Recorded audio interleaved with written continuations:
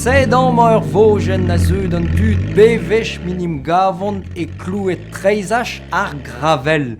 Gel ar vretonet mont gant an enchoutiz vinitra a drugaret an dugezana. Inage ne fe gounet ar privilejman digant roue pro France.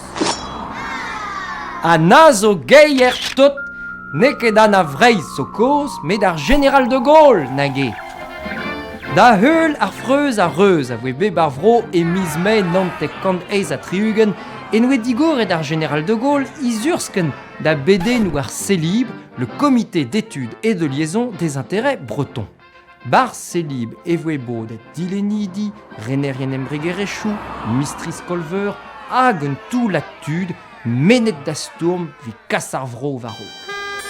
Chanchamanch ou braz voe tont ba breiz d'ar poenze, fet labour-douar hag industriez ar bouet.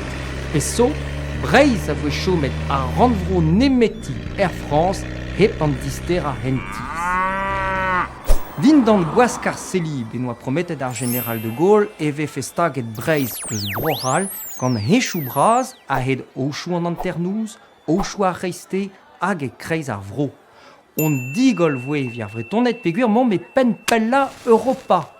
Eguerione, mont ket pellor deus Paris eget Tolosa pe Marseille, me pellor mont deus an enchou pennan vi treuzi Europa, a gaheman dalar. Henchou a eil renk e voe belak e ve er steinven e vi liamma a rerioù etre ouz a rerioù braz. A divizet ne yafeke d'an enchou din d'an treizach en tual da arzou breiz. Ous pen tre gont vloaz so bedim da gas a raktreze da ben a ro ne ket perechu d'an nen e kreiz ar vro.